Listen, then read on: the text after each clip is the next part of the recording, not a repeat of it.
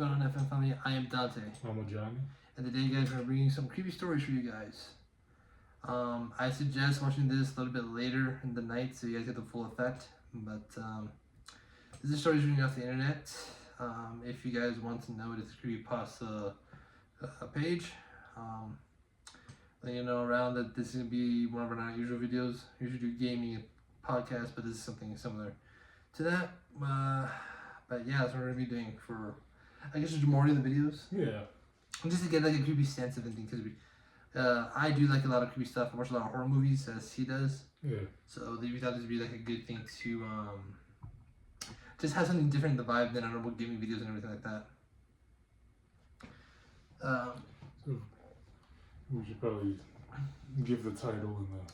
So yeah, like I said, this is from the creepypasta page. It comes from the Fox. It's roughly around 12 minutes. We got this inspiration from a YouTube channel called the Creepcast. Mm-hmm. I'll put a link to one of the videos down in the description down below, so if you guys want to check that out. That's where we got the inspiration from. This is probably about more we're gonna be doing a couple more times, than we will still have like some gaming videos out there here and there.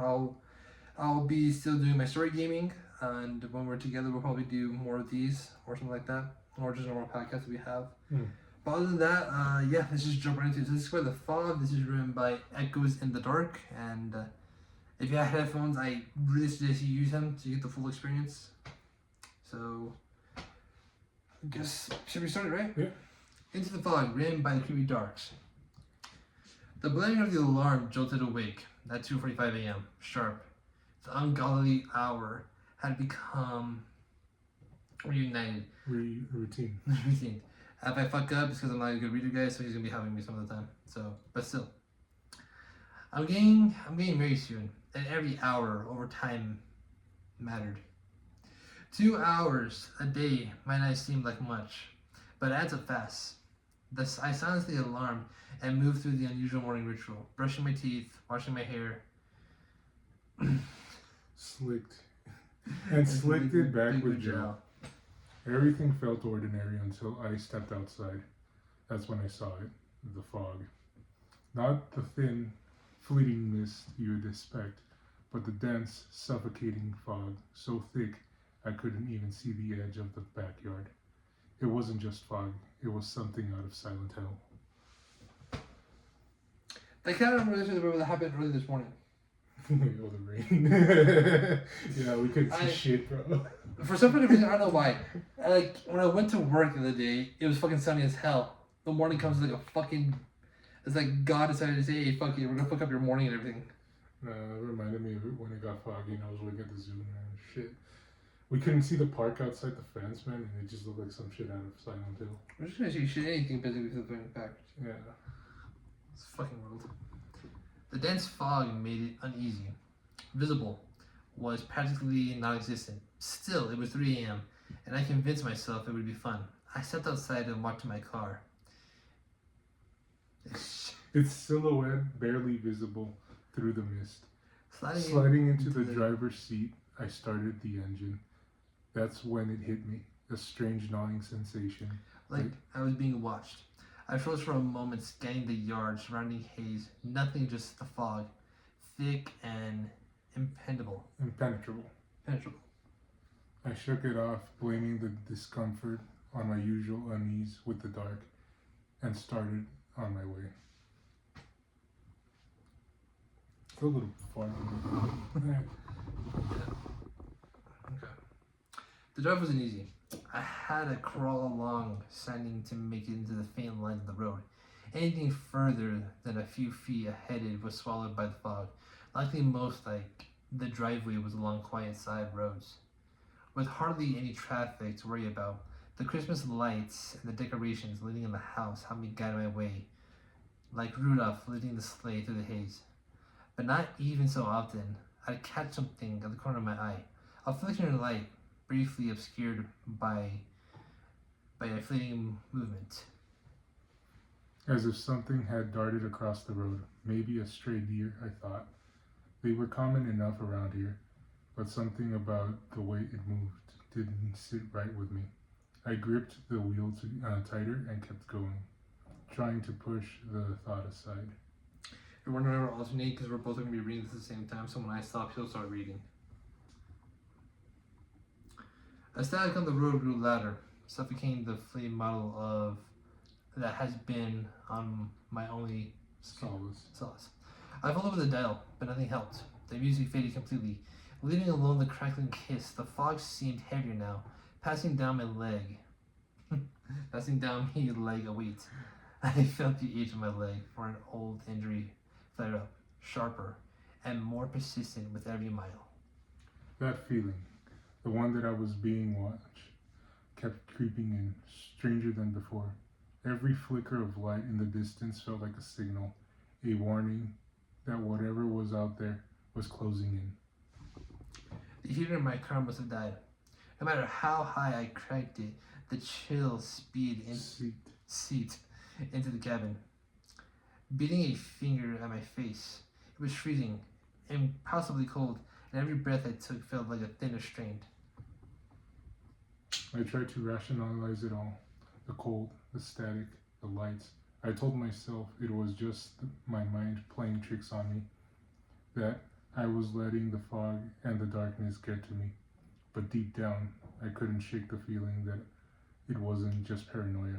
The fog seemed alive, mocking me, and every flicker of movement out there felt like a laughter, silent and cruel. The static, the cold, the weight of the fog. It all felt like a message. It was coming for me, and there was no place I could run. Something about it seems a little too irregular. Finally, as I panic and claustrophobia began to take hold, I drove into a clear pocket of the air where the fog suddenly disappeared, leaving in a hall area. It seemed like 3 pockets before, but never had they felt so welcoming. I stopped the car, but just before I opened the door, something slammed on my roof of my car.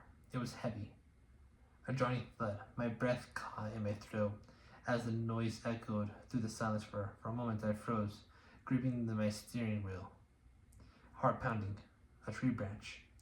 I whispered to myself that I knew that there was no trees close enough to the road to hit my car. Let me just chew some gum. It helps me concentrate. Fair enough. It's like one of them camps that Hitler used to make.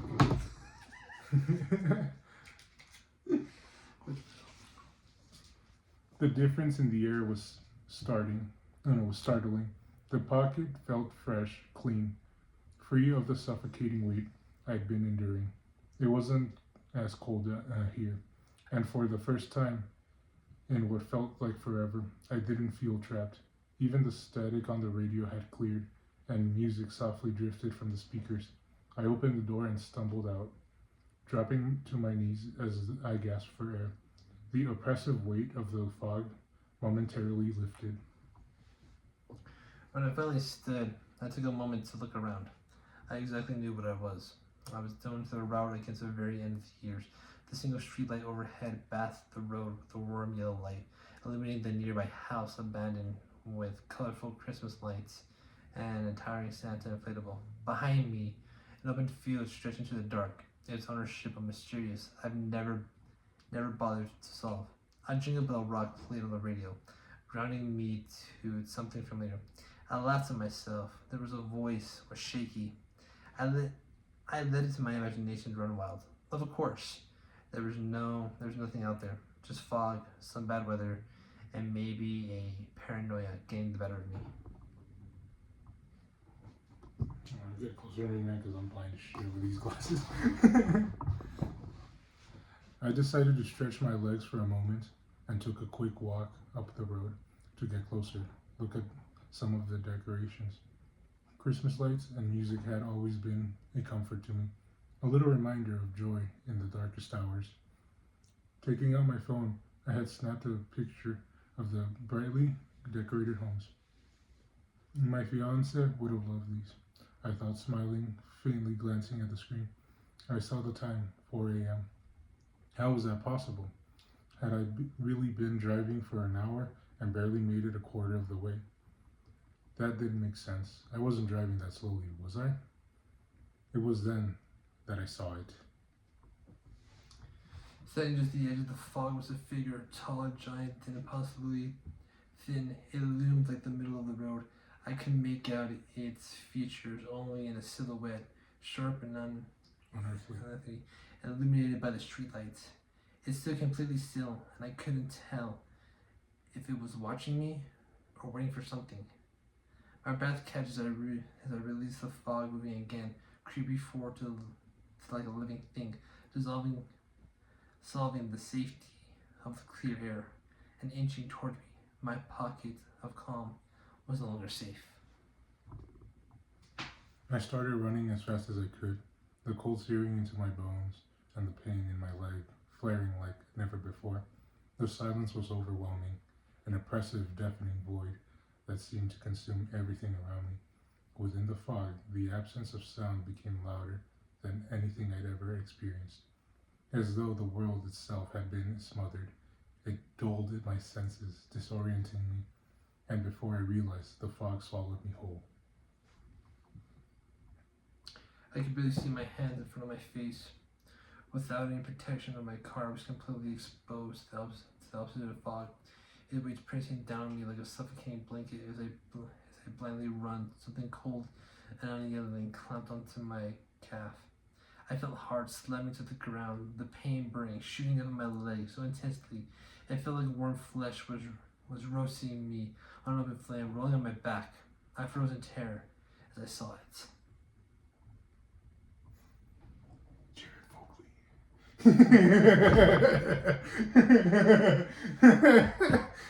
Nothing would be more creepier than seeing Jared in the fucking dense fog. Oh my god, Jared from fucking Subway. The creature dragged itself forward, each movement slow and deliberate, its clawed hand raking across the ground with a sickening scrape. It was all skin and bones, and possibly gaunt, with empty, hollow sockets where the eyes should have been. Yet, somehow, it was staring through me, as if I could see every part of my soul. Its twisted, crazed smile stretched unnaturally wide, its lips cracked and peeling, exposing jagged teeth. Which one was this a child molested by Jared at the night at Halloween? Probably. Hey kid, you want to see my 6-inch? It's kind of weird because it was Final Fantasy like during Halloween time. This was before Jared was skinny though. You want to see my 4-inch? Fucking hell, dude. I don't even know how many. It's meat lovers. Oh, dude. You're fucking ruining this world, bro. I panicked as the road grew nearly returned full force. I threatened and I scrambled. My mind couldn't have dealt with terror. With each ounce I step, I kicked in his grinning mouth on my free leg. The impact was solid, and for a brief moment I thought I heard it, but instead of reacting in pain, it just let go, retreating into the fog. The twisted silhouette disappeared into seconds as it vanished. I heard it, a gentle mocking laugh that sent shivers down my spine. It wasn't retreating because it was hurt. It was amused. More like aroused. I don't know about the thing he's fucking saying right now. He's fucking leaking a little bit of mayonnaise from that fucking sub. I fucking swear to God, I must be like Slenderman just looking for someone to fuck. I stumbled to my feet, desperate to find my car. My sense of direction was gone. The fog had turned everything into swirling, disorienting abyss. The pain in my leg had changed, spreading into a numbing cold that only made running harder. Each step sent sharp, agonizing jolts through my spine, and the air felt impossibly thick, like my ass. Every breath, a struggle. I shouted into the emptiness, my voice crackling. Sorry, I had to fucking say that. Oh my God. It was funny. You know it was funny as hell. Yeah, we're trying to be fucking serious, but you're fucking cracking jokes like that, and I can't help to fucking just smirk. Alright, we were at the thick part. Every breath, a struggle. I shouted into the emptiness, my voice cracking as I tried to stay grounded to stop myself from succumbing to the panic. I'm trying to clarify, he had to make that joke because it's getting too serious, even though the fucking, whenever he said it, the thick part, and he had to bring that shit up though too.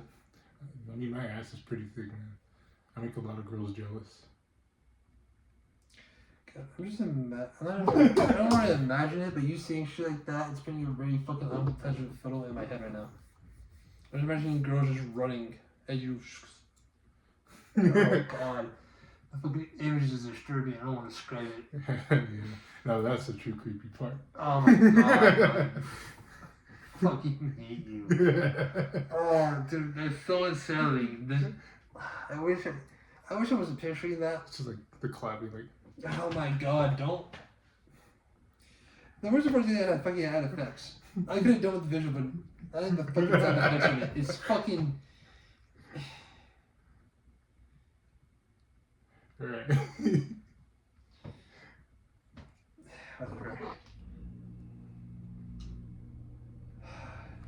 If this video gets monetized, I'm blaming you. You're paying for the ad revenue for this shit. Nah, we're not getting paid for this shit, bro. So please sponsor us. No. Yeah, no, we do this shit for fun. So I'm having a little too much fun apparently. Fucking hell. Always. Can you stop for like 2 seconds before you get into the fucking cinema mood? Go. Then a thought in the haze. I saw a faint glow in my car headlights. Relief flooded in my fingers, brushing against the cold metal. I yanked the door open, climbed in, slamming it shut. As I locked it, as if that would something help the monster away. My hands trembled as I rolled up on my pant leg to show the wound. What I saw wasn't a burn. I thought it was frostbite, unusual or blue. The edge sharper than wrong, like something carved by the cold itself. Okay. Swallowing my rising panic, I gripped the wheel with trembling hands and started the car. I knew where I was now, and there was a straightaway up ahead. Who the fuck rides like that? A few turns and I could floor it. Dear other drivers, it didn't matter. All I knew is that I had to get away.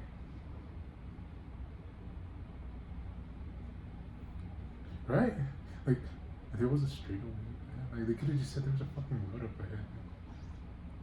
See, a lot of people may think we're fucking public about our words, we are, but then again, there are sentences in here that don't make fucking sense away. Like, there's like, these sentences don't make sense.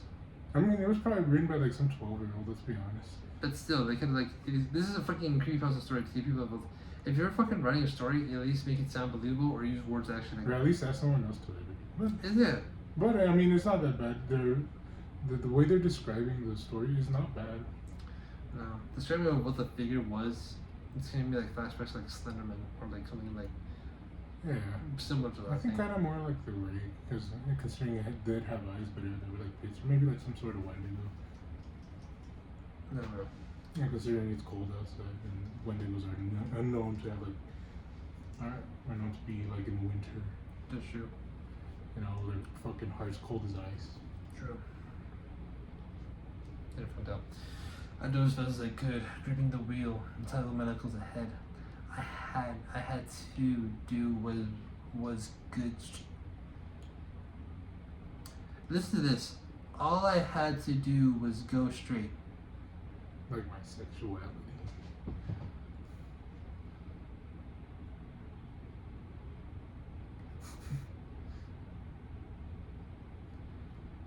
Just keep going, bro. I had no words. Just keep going. The air blasted from the vents impossibly cold, even though I had turned it off.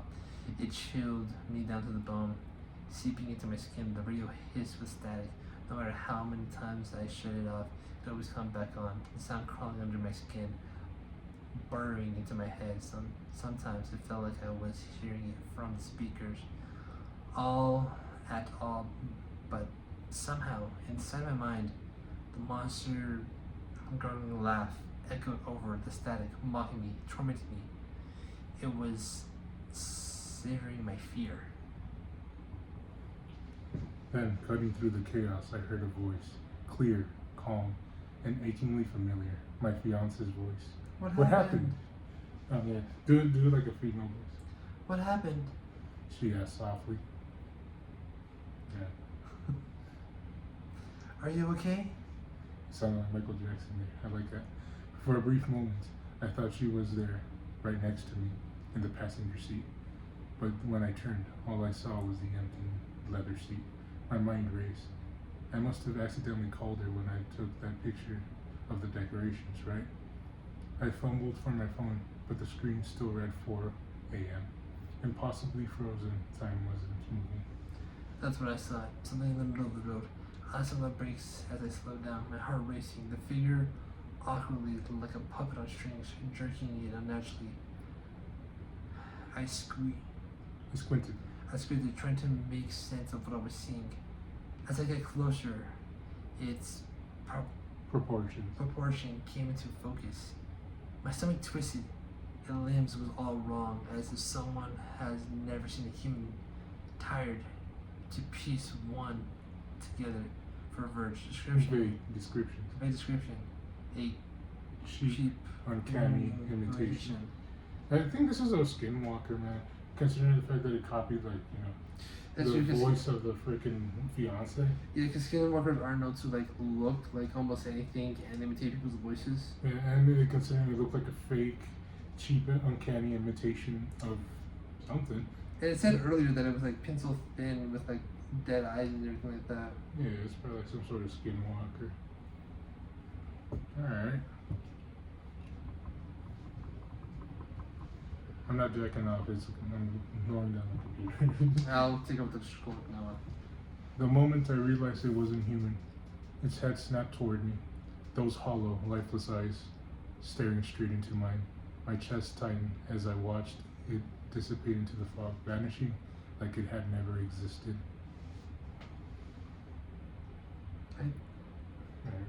It's more like a skinwalker, but the more we read it. A little bit, yeah.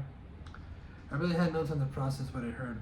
Fiance laughing, my heart throbbed, but it was twisted, distorted, morphing into the same gurgling, mocking laugh of the monster. She had never been here. I had never called her. It was toying with me. Panic surged through me. I slammed on the accelerator. Okay. We're not British, man. No.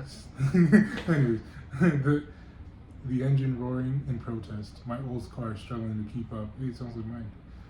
The road seemed too narrow. The fog closing in like the walls. Suffocating and unrelenting, my eyes darted around wildly, searching for any sign of escape. I glanced in the rear view mirror, and froze. It was there, sitting in the back seat. Its gaunt, hollow sockets stared directly into mine. Through the reflection, a twisted grin spreading across its face. My blood ran cold as I whipped around. But the back seat was empty. That menacing, guttural laugh filled the car, reverberating in my skull, drowning out even the static. This is fucking up your eyes. What? This is like fucking up with your eyes. Oh, it is really messing me up. I mean, these are red. The car couldn't handle the stress I was putting it through. The engine spurred out, cough, and the dashboard was like flipping, like it was dying, a dying heartbeat.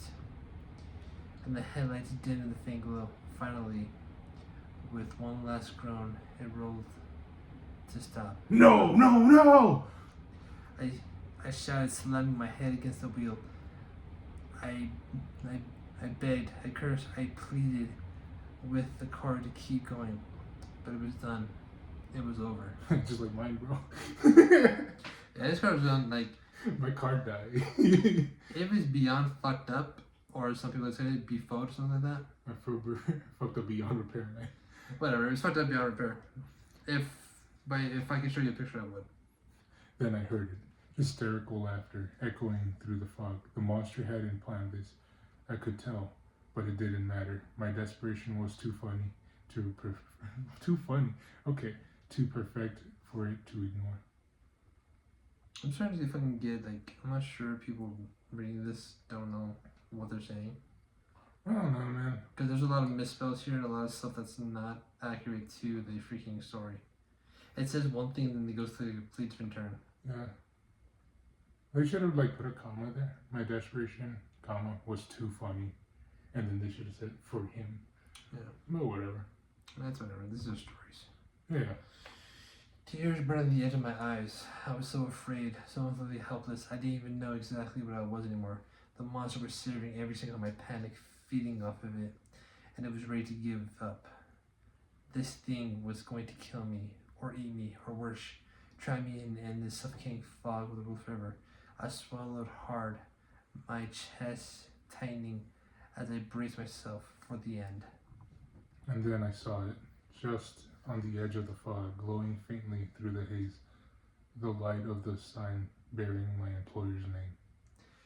Relief surged through me like a bolt of lightning. I wasn't lost. I knew exactly where I was, and safety was just up the road. Not for all, my heart raced as I grabbed my badge, clutching into the talisman. I tried to hype myself up for the mad dash to the building, but my confidence wavered. Even if my leg wasn't throbbing with pain, I knew that it was faster than me. I just want to say this though, to be happy that you fucking saw your employer must mean you either are really, really fucking glad you're not dying, or at this point you really, really have a good relationship with your boss. I'm saying, I've never seen my employer outside, and I would never be happy. No, fuck no. Every time I see, I'm coming from from my house to, the building we work at, I see it, and depression instantly hits me, bro. As soon as I fucking see, the fucking building, my happiness goes all the way down to fucking pure agony and suffering. Yeah. That's why I meant that we gotta go back on Wednesday. Not also that, but those are amazing that the fucking nights take longer almost each moment. Oh, yeah. Yesterday couldn't come fast enough. I think I was dying inside. I think I slept for an hour and didn't realize it. Yeah.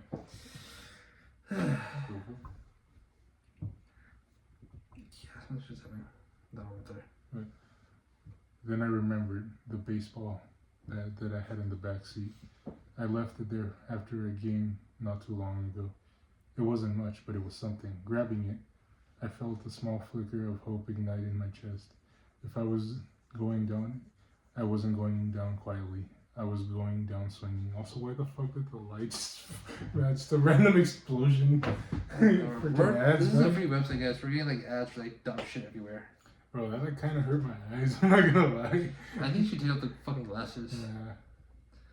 I threw open the door. I threw open the car door as I ran hard as my self body would allow, clutching the baseball bat like it was the only thing threatening me to reality. My leg scratched into the parotid.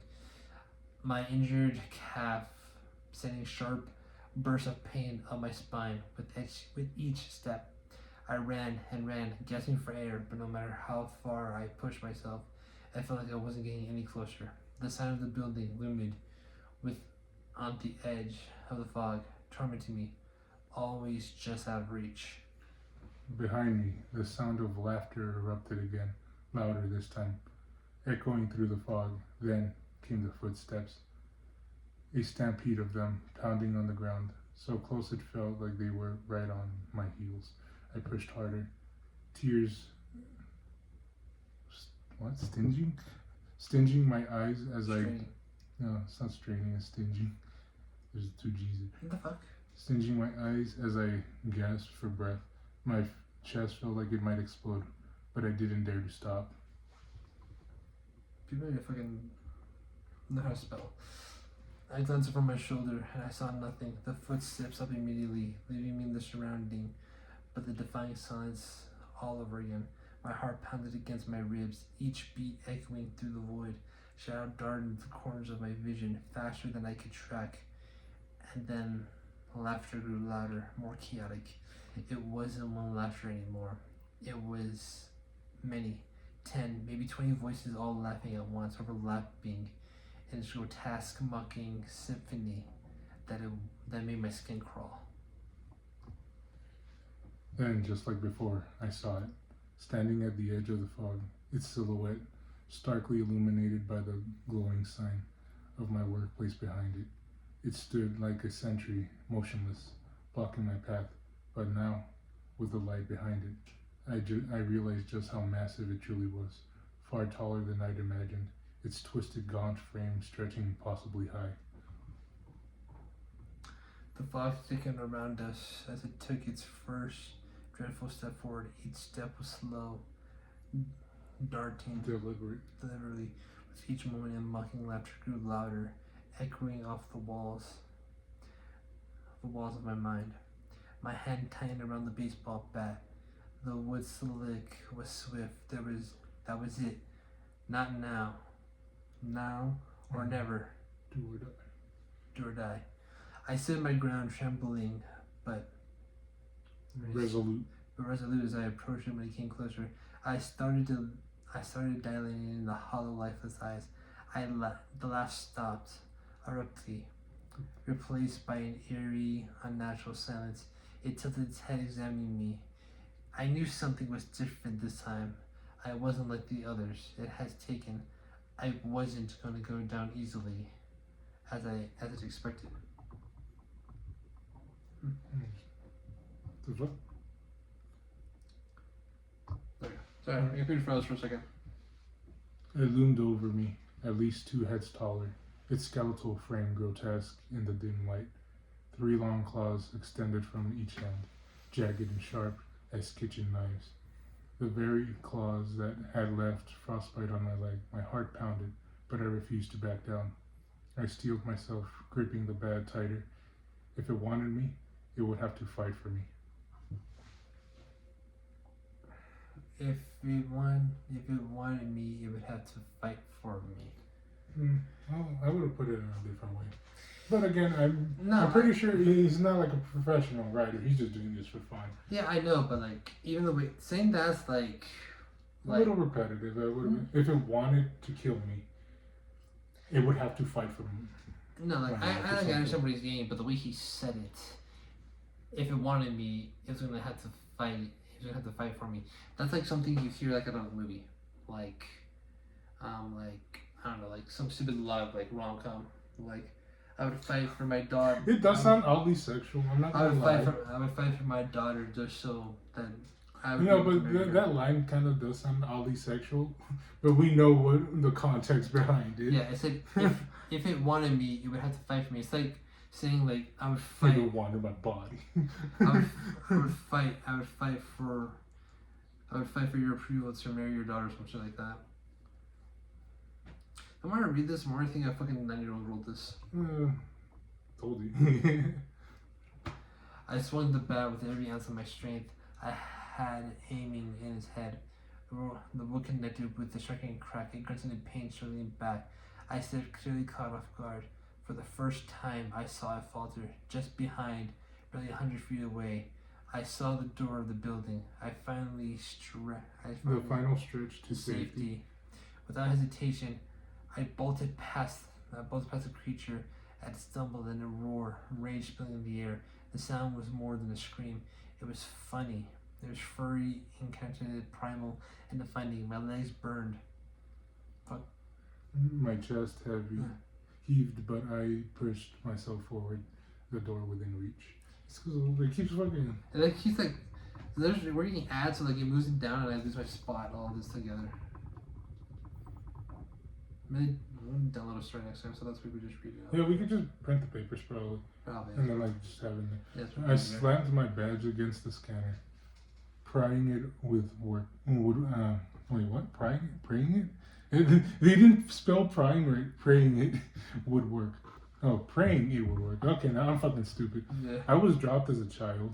The small beep felt like salvation, and the click of the lock releasing was the sweetest sound I've ever heard. I yanked the door open, threw myself inside, and slammed it shut behind me. Slammed the what? The doors? I know you mean the doors, but I slammed the door shut behind me would have sounded a bit better. No, whatever. So, is this guy like a cop or just like an old dude who's like... No, I think it's just, like we have the key fobs for our work. Yeah. It's probably that. That's what he meant as the badge. Yeah, but he also saying that, like, it never specified what he did. Probably some sort of fucking, like, store clerk or some shit, man. Because if this guy was a cop, he would have pulled out a gun or some shit. Yeah, but remember in the other days he couldn't do shit because he was stunned. I don't know. I don't know what the hell he is, but there's not even no description for this. Basically, I just want to classify this, guys. We're not professionals. We're just doing this out of pure fun. Okay. The hallway light flickered up, illuminating the safety of the interior. My heart still pounded as I turned to look through the glass window. There it was standing just outside, if frame trembling with fury. It couldn't follow me. Somehow, just like the car, the building was a barrier. It couldn't cross. That's why I had been trying so hard to lure me out. Why was it in ecstatic? Why it was ecstatic when my car broke down. Yeah, that's why was it happy when it broke down. No, I know, but why was it ecstatic? Didn't it say it had a lifeless, meaningless look? I mean, it was excited when the car broke down because like he knew he was gonna capture him. I guess it makes sense, but like the way they kind of worded it. But he said it didn't have a faceless expression, like it was motionless. It doesn't matter. To be honest, consistency is not really important for a lot of these guys. It couldn't get me here, and it knew. But as I stared into its hollow eyes, I knew it wasn't over. I raced into the office, sweat dripping down my face, and my chest heaving with every breath. Just as I thought when I was safe, I ran straight into my coworker, an older man who always came in as early as I did. He stopped me, concern etched across his face. What happened to you? Why are you late? And you look like hell. No, honestly, an old guy wouldn't have said, you look like hell. Yeah, for some, I don't know. I feel like old people get a lot of shit, so he wants to feel better about himself. Mm-hmm. But also the fact that he said he looks like hell, or he looked like hell, kind of reminds me back to the times where I'm fucking disheveled at work and I look like a fucking mess. That's fair. I froze unsure to respond. He never believed me if I told him the truth. Who would I? Who would? If someone came up to me in the same door, I think I lost my mind. The fog swallowed me down, and then my car broke down. I said, trying to sound casual. Had to walk the rest of the way. He didn't ask why. I had the bats. The rest of the day passed in a haze. No matter how hard I tried to focus, all I could think about was how close I had come, how lucky I was. I only got away because it was cocky. It could have had me either time, but it wanted to play with me first, torment me, and savor my fear. The more and more we read it, I'm getting it off in the sense like it's probably not even a rake, not even a Wendigo, but maybe like no, it's because like I feel like it's his own mind, like his past fears or something, like a shadow with no illuminating light and not really seeing it. I think maybe his own fear. Maybe this is all in his head. Maybe he's still sleeping in his head. I mean, I've heard about spirits like that do feed off fear. I think it's delicious. You know. I know that Wendigos do still feed off fear. Yeah, but they also like to feed on just the people themselves. Yeah, the only injury he's had is on his leg. Mm-hmm. That makes me think like it may have been something like it, but not entirely. Yeah, I mean, probably made up this creature, man. It's probably on his head. It's probably before we do it, my theory is I think he's trapped in the dream world and he can't wake up because he's so dialed in that if waking him up he might find himself like in an institution, like a sane asylum, something like that. Either that, or he maybe fell into liminal space because time wouldn't pass. Shoot, maybe he landed into the back rooms. Maybe. Since I never really truly been alone, I see it sometimes, just on the edge of my vision. A flicker in the corner of my eye, a shadow that shouldn't be there. It mirrors a silhouette, appears just behind me, vanishing the moment I turn. On rainy days, I hear faint tapping on my window, soft, deliberate, and a cool reminder that I was still watching. In my dreams, I heard a laughter, low, gargling, and mocking. There's no escape from it. No respite. But foggy days are the worst. That's when its presence is its strongest. The scar on my leg aches with an icy, unnatural chill. A reminder that I was marked. A reminder that it's waiting for me, watching. One day, I'll slip up. One day, I'll let my guard down. And when I do, it'll be there. I won't be so lucky a second time. And that was... It came from the fog. By Echoes in the Dark. So, just a little recap of it really quickly. I mean, I like that they keep the creature hidden, like what it isn't, because it does like make us think even more. Hey, yeah, it looks like a freaking gaunt figure, but it doesn't explain what it is, and I kind of like that. It gave me the sense of it really wasn't a creature. I'm still going with the fact that it must have been in his dreams. It's like some fucking molester, man, just like in the corner of the fucking fog, just standing. I still want to go with the theory that it may have been in his head the whole entire time. Because he never said he really woke up. He said he woke up, but it was four in his past. I was talking about Mike that it might have been in his head and that everything he imagined was just a horrifying dream that he never woke up from. I think it's like a mental delusion, reluctant, like playing a scene in his head. Mm-hmm. That's my theory, though. I don't know. That's what I'm thinking. What's your take on the story? I mean, just the idea that time wasn't passing by, it might have been like he fell into like a liminal space, some sort of like alternate dimension, or the fog basically manifested some different dimension around him. It's interesting, but you know, I just didn't like some of the freaking grammar. Yeah, the grammar was a little off, but it doesn't matter. It was the first time. Maybe this sounds normal to us people who read a lot, but we don't, basically. Yeah, I need a little more practice on reading. Yeah. But yeah, so there was something that he actually brought up that I want to do too. We talked about doing this video before, and we would do like a little thing. I'm pretty sure if you guys have been around YouTube long enough, you've probably heard of the 2 truths, 1 lie challenge. It's where you tell 2 true things and 1 little lie. We're gonna do the exact same thing, except I'm gonna tell him 2 true stories, well 3 stories. 2 of them will be true, 1 of them fake, and he will have to guess what they are. Ooh, interesting. A little twist. And then if he wants to, he can do it back to me, back and forth. But for now, this is just one thing we're trying out. We're not trying to film like a full video about it. But yeah. So these 3 stories, you guys might know them. I'm not gonna give any specific details because these are like real true stories. Some of them are. These are just, or some just made it up in my head. But we're gonna try it out. All right, ready? Mm-hmm. Okay. First story. And this is what I'm not reading it. This is just what I remember, mostly whatever I remember from it. Okay. In the year 1985, there was a girl. I think her name was Abigail or Mary or something like that. She was a beauty pageant queen, very young, growing up from a very poor family. Her mother thought it would be nice to introduce into her beauty pageant. You know, she went, she won. She got like here for like 5 more pageants and got millions and millions of dollars. Eventually, she got enough that her family was able to raise enough money to get like a nice little home. I think, and then like 5 years she was like probably in her teen years, maybe 13, 14, when she was still into beauty pageants.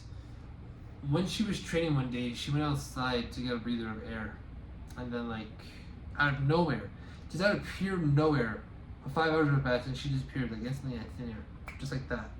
No trace of it, no anything like that. And then the family got concerned. They called the police. For 2 hours, they couldn't find her until one more cop did a walking around the whole house. He saw a blanket like enter the tree, and he knew what it was. Like he didn't want to believe it, but as he literally walked up to it, he put it in and he saw the girl there, strangled. But there's no noose, no sign of forcing, no sign of anything. Like she just died, just dropped dead at a pure instance. Just like completely dropped dead with nothing. No trying to struggle, no guy, no nothing. Just pure instantly dropped dead, like out of fear of desperation or something like that. Second one. There was a circus in town. This man, his family, and his wife, ex-mother, step-family, whatever, went to the circus to go see a man, a jester named Jack. He was a very lovable person. Everyone adored Jack. He was funny, colorful, always had an amazing laugh, always wanted to do something completely spectacular. One day, the jester, Jack, decided to ask one of the audience up. Without even a second guess, the little boy raised his hand up and said, "Pick me, pick me, pick me." Of course, with the inspiration of him, he offered him. He came over the stage and told him to hold a little red ball. He said, "No matter what happens, hold this ball until I finish." So, as a kid, he's holding the ball in his hands and letting go. 15 minutes passed, the boy's getting a little annoyed. He's like, "If it holds the ball, nothing's happening." As Jack goes on to continue the guest, he turns back to the boy and he says, "Finally." For whatever reason, after 15 minutes passed, it changed. Everything went dark. There was everything was like a shadow abyss. He saw nothing. He didn't see his parents. Just in the crowd, didn't even see all the animals. It was just him and Jack. He didn't know why, but he looked different. As Jack got closer and closer, his colorful experience, his red hair, his rainbow suit, his rainbow socks, everything about him changed. It looks like if Jack was hiding something. When he stepped into the lights, the boy saw horror. Black hair, white, pale skin, super lengthy, unhinged, skinny, tall, wearing black and white stockings with black gloves. You're just describing freaking Edward Scissorhands. You don't know that. And then Jack, the clown, he got up and said, like, "Are you ready for the end?" As he said that, he said to close his eyes. With not even a moment to think, Jack appeared behind him and literally grabbed his head and snapped his neck. And then with a faint sad, he said, "That's why they call me Laughing Jack." No, that was a fake one. I've heard the story. Kind of run the challenge there. Like I said, this is something we're just trying out. We'll probably get crime ones, more believable ones. Yeah. For the next one. Probably. I know. I kind of want to do a little. I do kind of want to tell a story about something we experienced once. Is it the thing we saw at the freaking Zangri? The freaking shadow video we saw while everyone was gone? No, I want to talk about the thing that we saw in my house the first time we came over. Oh yeah, me and Victor freaking saw the old lady, the dead lady. I saw her too. Okay, so for the guys who don't know, my mom, I'm not gonna give details. My mom was a nurse. She took care of old people and everything like that. My mom got very sick. I'm not gonna get into details because I don't want to right now. She brought some of the clients here to the house. They lived here with us. Imagine me, I was not happy about it. I couldn't do stuff, I couldn't go out, couldn't sit downstairs, couldn't have my TV loud, nothing like that. I want to say maybe, I don't know what day, probably a couple of years ago. My friend Chris, and another my friend Victor, we were coming to my house one day just to relax and watch TV, right? I think halfway up to the driveway, me even saw a lady with white hair now. Yeah, kind of whitish, curly hair. And me and him, I just saw that shit. I stopped and said, "Yo, guys, who's that?" And I just said, "I was my mom." We walk in, right, and I see my mom, my dad, my brother was at the table. Then I asked, "Hey, Mom, was there somebody in the hall area?" She said, "No." I was like, "No." I was like, We saw an old woman. We clearly saw an old woman, like a grumpy old woman. Everything is it wasn't a shadow. It was like a full-on visible apparition. Yeah, and it walked. But as soon as we opened the door, it just it was not even there. Yeah. It just gone out of nowhere. No, to this day, I still don't know what that was. Later on, you're like, wait a minute, she looks familiar, and you take us to the room that your mom used to take care of patients, and there was one of the pictures of one of the dead ladies. Yeah, she brought us to the house. We had a room downstairs where she would take care of them. Yeah. I don't know why she was there that day. I don't know how. I'm not even sure if that was real, but it's still, to this day, I still think she's in my house either trying to do something or wait for something to happen to me. Because I'm telling you guys, I was not a fan that they were here. I'm telling you, I was mad. Like, I didn't like. It was just something I did not wish that would ever happen, and it was actually kind of infuriating for me. I don't know to this day why it happened, and honestly, I really don't want to think about it anymore. I already have enough to deal with. I don't need something haunting me in my life. Well, apparently in our job there's a fucking little girl in the warehouse. That is true. That we didn't see anything, but if we did, Yeah, we've been told. we've been make sure to tell you guys about it.